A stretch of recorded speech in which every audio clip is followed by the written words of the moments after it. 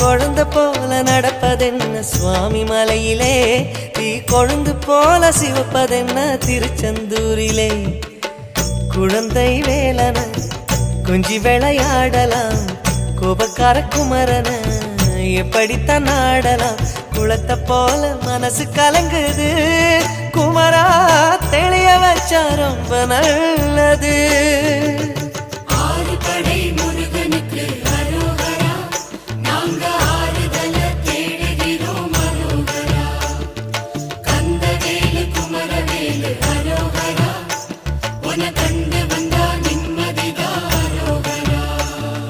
பழனியிலே சந்நியாசி, தணிகையிலே சம்சாரி, ஓம் கணக்கு புரியலையே முருகா, ஓம் கணக்கு புரியலையே முருகா.